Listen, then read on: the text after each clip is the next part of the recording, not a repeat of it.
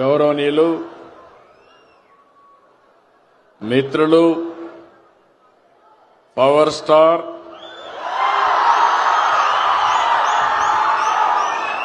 గౌరవ deputy CM Pawan Kalyan గారు,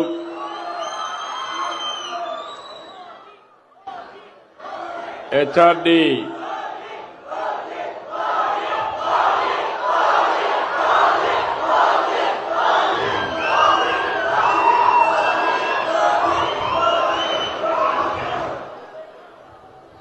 గౌరవ సహచర మంత్రివర్గ సభ్యులు, హ్యూమన్ రిసోర్స్ డెవలప్మెంట్ శాఖ మంత్రి, యువకుడు, ఉత్సాహవంతుడు శ్రీ లోకేష్ గారు,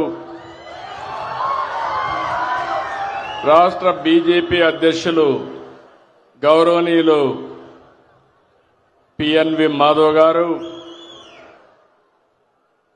సహచర మంత్రివర్గ సభ్యులు రామ్ ప్రసాద్ రెడ్డి గారు, సత్యకుమార్ యాదవ్ గారు, స్థానిక శాసనసభ్యులు బోండా ఉమా గారు, విజయవాడ పార్లమెంట్ సభ్యులు కేశినేని శివనాథ్ గారు, ఈరోజు ఈ కార్యక్రమంలో భాగస్వాములైనటువంటి ఆడబిడ్డ బెనిఫిషరీ లలిత గారు, ఇంకొక పక్కన ఇంకొక బెనిఫిషరీ శ్రీనివాసరావు గారు, ఈ కార్యక్రమాన్ని సమర్థవంతంగా నిర్వహించినటువంటి కృష్ణబాబు గారు, గౌరవ శాసనసభ్యులు శ్రీనివాస్ గారు, కలెక్టర్ లక్ష్మీషా గారు, అందరికంటే ప్రత్యేకంగా ఆటో డ్రైవర్లందరికీ పేరు పేరున మీ అందరికీ అభినందనలు, శుభాభినందనలు.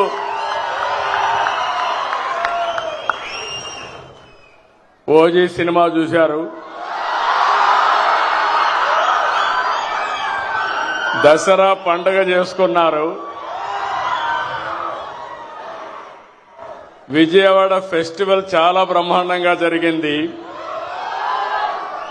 విజయవాడ కొత్త కళ వచ్చింది. ఈరోజు మనం అందరం కూడా ఆటో డ్రైవర్ల పండుగ రోజులో ఈరోజు ఉన్నాం. నిన్ననే ఆయుధాల పూజల్లో వాహన పూజ చేశారు, ఆటో పూజ చేశారు. అవునా కాదా అని అడుగుతున్నా. చేశామంటే చేతుల పైకెత్తండి. ఇప్పుడు మీ అందరూ ఒకసారి సెల్ ఫోన్లు చూసుకోండి. ఆటో డ్రైవర్లు డబ్బులు వచ్చిందా లేదా? ఇది నిజమైన పండుగ. గట్టిగా చప్పట్లు కూడా చెప్పండి. ఒక్క నిమిషంలో మీ అకౌంట్లో డబ్బులు వచ్చింది, మీ ఫోన్లో చెక్ చేసుకున్నారు, బ్యాంకుకు పోయే పని లేదు, కన్ఫర్మేషన్ కూడా వచ్చేసింది. అవునా కాదా అని అడుగుతున్నా. అది ఈ ప్రభుత్వం యొక్క ప్రత్యేకత, అదే ప్రభుత్వం యొక్క పని తీరని మరొక్కసారి మీ అందరికీ విజ్ఞప్తి చేస్తున్నా. ఏం తమ్ముళ్ళు 15,000 కరెక్ట్ గా వచ్చిందా? లంచాలు లేవు కదా, ₹1 ఖర్చు లేదు కదా, తిరిగే పని లేదు కదా. అదే టెక్నాలజీ. నేను ఆ రోజు ఊహించింది, ఈరోజు మా ఆటో అన్నలు కూడా నేరుగా ఏ పని కావాలన్నా సెల్ ఫోన్ ద్వారానే చేసుకుంటున్నారు. అన్ని కూడా పేమెంట్లన్నీ సెల్ ఫోన్ ద్వారానే పే చేస్తున్నారు. ఇది ఒక వినూత్నమైన అనుభవం. ఏం తమ్ముళ్ళు ఇలాంటి పండగ? I'm very happy. మీ ఫోన్లో వచ్చేసింది. గుడ్. ఇప్పుడంతా కూడా ఆఫీస్ చుట్టూరు తిరిగే పని లేదు. ఆటోమేటిక్ గా చెప్పిన రోజున చెప్పినట్లు పనిచేసే ప్రభుత్వం ఈ ఎన్డీఏ ప్రభుత్వం అని మరొక్కసారి విజ్ఞప్తి చేస్తున్నాను. ఇప్పుడే మిత్రులు చెప్పారు, చాలా విషయాలు మాట్లాడారు. ఆటో డ్రైవర్లకు ఎన్నో కష్టాలున్నాయి. నేను కూడా అపోజిషన్ లో ఉన్నప్పుడు అన్ని విషయాలు చెప్పాను. రోడ్లన్నీ అధ్వానంగా తయారైనాయి. సగం డబ్బులు ఖర్చులు రిపేర్లకే పోయినాయి. మీ బాడీ అంతా హూనం అయిపోయింది. ఇంకో పక్క ఛార్జెస్ కూడా విపరీతంగా ఆటోలో డీజిల్ కూడా పెరిగిపోయి అవస్థలు పడ్డారు. అవన్నీ దృష్టిలో పెట్టుకుని నేను మిత్రులు పవన్ కళ్యాణ్ గారు బీజేపీ ఒక పిలుపిచ్చాం. ఆ పిలిపి ఎన్డీఏని గెలిపించమని. ఈ రోజు మీరు చూస్తే నేను ఎన్నో ఎన్నికలు చూశాను కానీ 2024 ఎన్నిక నా చరిత్రలో ఎప్పుడూ చూడని ఎన్నిక. 94% స్ట్రైక్ రేటు. రేపు రాబోయే రోజుల్లో మేము చేసే కార్యక్రమాల వల్ల దీనికంటే పెరగాలనా లేదా అని మిమ్మల్ని అడుగుతున్నా. 16 నెలలకు ముందు చూస్తే అగమ్య గోచరం, వ్యవస్థలన్నీ నిర్వీర్యం, ఆగిపోయిన అభివృద్ధి. అలాంటి పరిస్థితుల నుంచి 4వ ముఖ్యమంత్రి అయ్యాను కానీ నాకే అర్థం కాలేదు.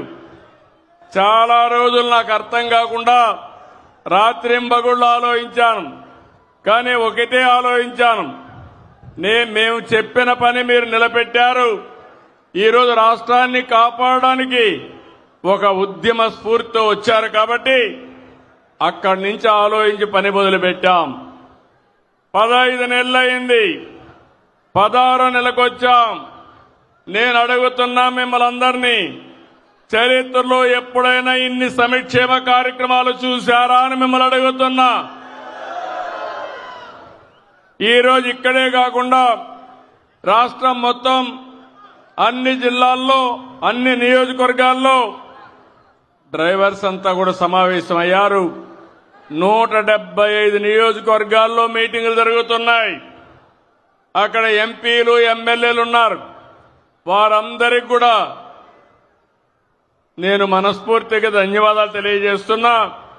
ఇక్కడుండే ఆటో డ్రైవర్సే కాకుండా 175 నియోజకవర్గాల్లో ఉండే డ్రైవర్స్ అందరికీ మరొకసారి శుభాకాంక్షలు తెలియజేస్తున్నా.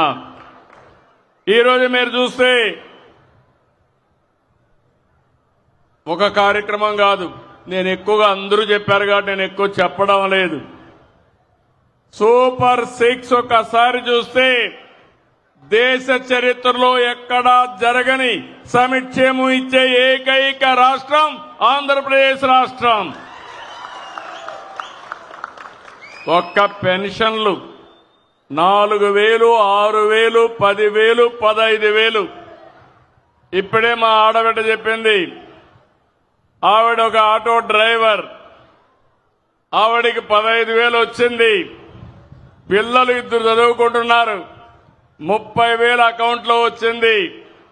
తండ్రి నేరుగా కావలిలో ఉంటే ఆటో ఇంట్లో పెట్టి కావలికి 10 రోజులకు 15 రోజులకు వాళ్ళ తల్లిదండ్రులు చూడడానికి పోతా ఉంది. ఎప్పుడు పోయావమ్మా అని అడిగానంత మునుపు, సార్ పండగలప్పుడు పోయేవాడిని, ఇప్పుడు మీరు ఇది పెట్టారు నేరుగా వెళ్ళిపోతున్నానంటే నీ ఆటోలో వెళ్ళలేదంటే దూరం కదా సార్, మీరు బస్సులో పెట్టారు కాబట్టి బస్సు ఎక్కే రోడ్లు బాగున్నాయి, నేరుగా పోయి చూసి వస్తున్నానని చెప్పే పరిస్థితికి వచ్చింది.